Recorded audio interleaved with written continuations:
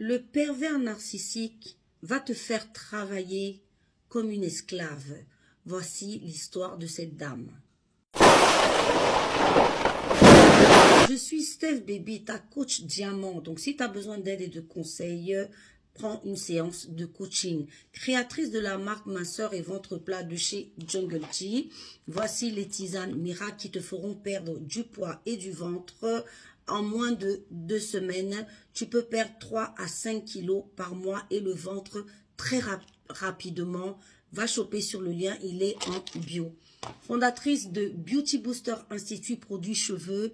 Voici l'huile miracle qui va combler tous les trous que tu as, qui va te permettre effectivement de ne plus avoir de chute de cheveux et d'avoir des cheveux une longueur magnifique. Va choper sur beauty-booster-institut.com.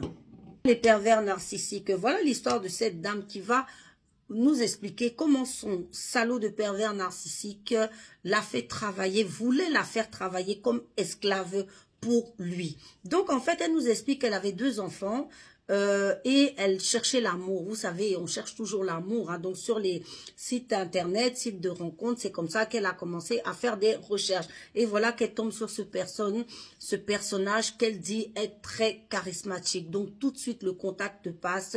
Tout de suite, il décide de s'installer ensemble. Elle est coiffeuse et elle reçoit sa clientèle à domicile et elle a une super réputation parce qu'elle fait vraiment du bon boulot. Donc lui aussi, il a un travail. Bon voilà, une bonne situation. Mais ce qu'elle nous explique ici, c'est que ce monsieur n'arrive jamais à tenir un emploi longtemps. Il change d'emploi en emploi.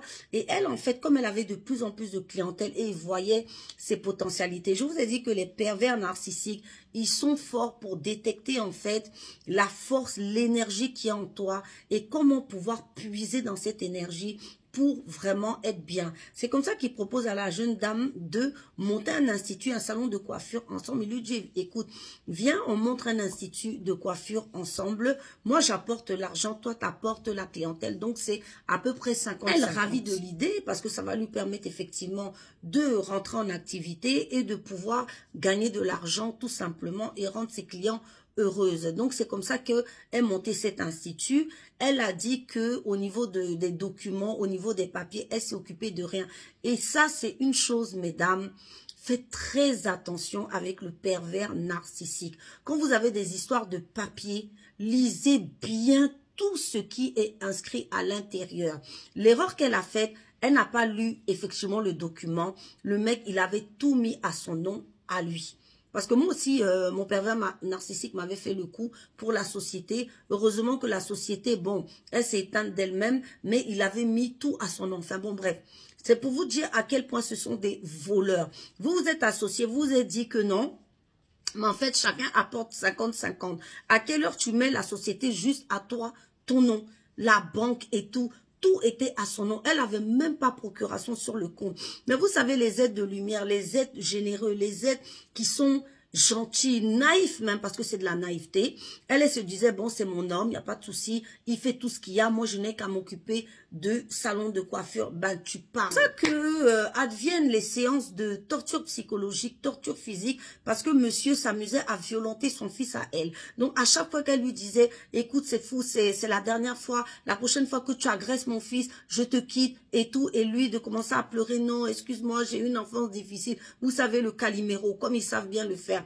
Non, je le referai plus. J'ai une... Parce que, en fait, le pervers narcissique, sachez qu'il va monter crescendo. Si elle avait laissé agresser l'enfant, il aurait encore tapé de plus en plus. Vous voyez, mais comme elle mettait la barrière, lui aussi, il reculait à chaque fois. C'est comme ça qu'ils font.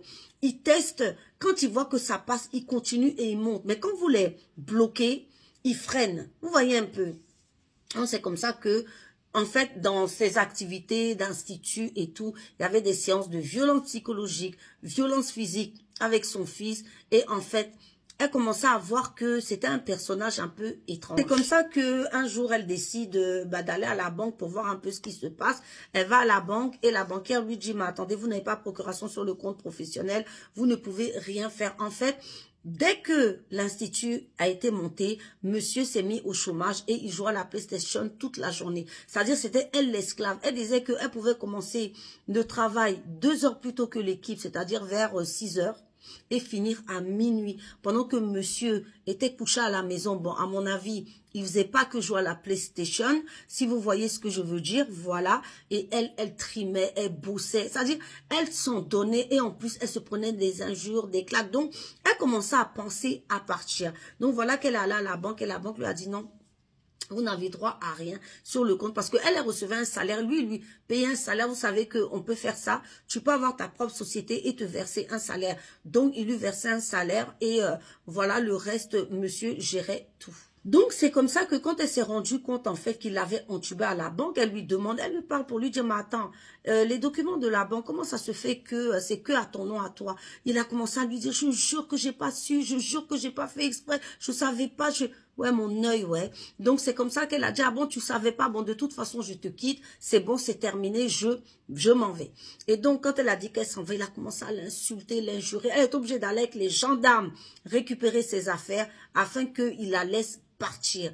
Et là va commencer le calvaire de cette dame. Calvaire pourquoi? Parce que bien sûr le boug, il veut pas donner la société. Normalement c'est 50-50. Lui, il lui exigeait qu'elle lui paye, je sais pas, une somme relative au chiffre d'affaires, c'est-à-dire une grosse somme d'argent. Elle a refusé, elle a dit non, toi tu as apporté ton argent, je te paye à hauteur de ce que tu as apporté, et moi je continue. Il a tout bloqué, vraiment. Elle pouvait pas. Jusqu'à ce qu'il n'a pas payé son dernier salaire, donc elle pouvait pas payer son loyer. Du coup, elle s'est retrouvée à la rue. Vous savez qui l'a sauvée? Et les aides de lumière. Jusqu'à quand? Jusqu'à quand? Et un aide de lumière, quelqu'un qui a bon cœur, trouve toujours de l'aide sur son chemin. Comme c'est une dame qui avait bon cœur, qui aidait vraiment ses clients, un peu comme moi, quoi, voilà, qui aidait ses clients à avoir des cheveux en bonne santé, à vraiment, elle donnait tellement que les gens de sa commune ont eu pitié d'elle, ses copines, ses clientes-là. Voilà, il y en a une qui lui a prêté une villa, l'héberger gratuitement avec ses enfants, qui lui a dit non, c'est pas grave, viens, on va t'héberger, on va voir avec la mairie comment on peut faire et tout. Sachez que il venait toujours bourré vers où elle habitait pour lui dire, je sais où tu es, je sais où tu habites. Bon, bref, elle s'en occupait pas. C'est comme ça que, ben, en fait, les dames là du quartier lui ont fait un prêt. Elles se sont réunies, elles ont fait un prêt pour dire, bon, en même temps, c'est la coiffeuse du coin, tu vois. Si elle n'est plus là, voilà. Donc, Dieu merci. C'est comme ça qu'elles lui ont fait un prêt. Elles ont tout fait. Elle a pu retrouver son institut. Donc, elle a réouvert un salon de coiffure. Elle a commencé à revoir sa clientèle et tout va bien pour elle aujourd'hui et ça cartonne. Et le pervers narcissique, ce sont des gens vides, ce sont des gens qui ne servent à rien. Bon, maintenant, toi, le pervers narcissique, tu es resté avec le salon de coiffure là. Tu as fait quoi ça? Qui va être là-bas pour coiffer les gens? Personne. Tu vas tout perdre. Ce sont des poisseux. C'est-à-dire, ce sont des gens... Là, en même temps, là, il l'a rencontré, il avait un boulot. Bon, c'est qu'il devait aller de boulot en boulot, de femme en femme. Ce sont des gens qui n'ont pas de chance dans la vie. Ils ont énormément de poisse. Et ils comptent sur les êtres de lumière, les enfants de lumière, pour leur apporter cette énergie, cette force, cette chance. Vous savez, quand vous êtes un enfant de lumière, vous avez de la chance.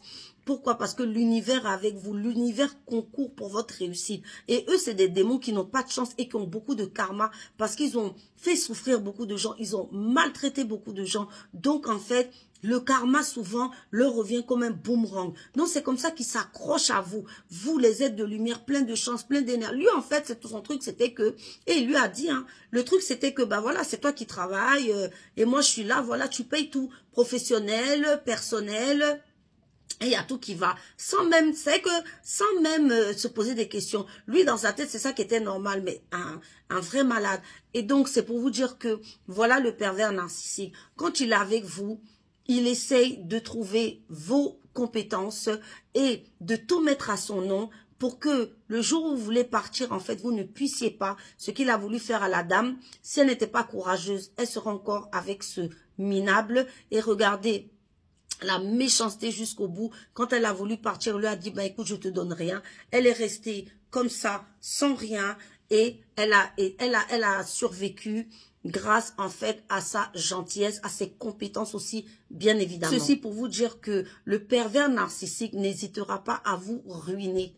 Le pervers narcissique n'hésitera pas. Donc, quand vous avez des documents, des choses, des sociétés à voir avec ces gens-là, allez jusqu'au fond, fouillez. De toute façon, même quand on se met en association avec quelqu'un, on lit les documents, on lit les papiers, on signe pas au hasard. Ne jamais faire confiance aux gens. Je vous ai toujours dit ici sur cette page que le pervers narcissique, il joue sur la confiance. Une fois que vous lui donnez votre confiance, vous êtes foutu. Ne jamais faire confiance à quelqu'un à 100%.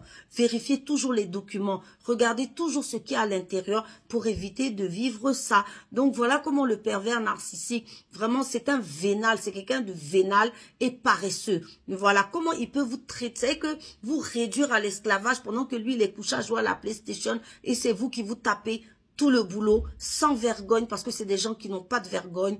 Voilà, ils n'ont pas de scrupules en fait. Donc voilà l'histoire de cette dame, comment ça s'est terminé, mais aujourd'hui elle va bien. Prenez soin de vous, ciao.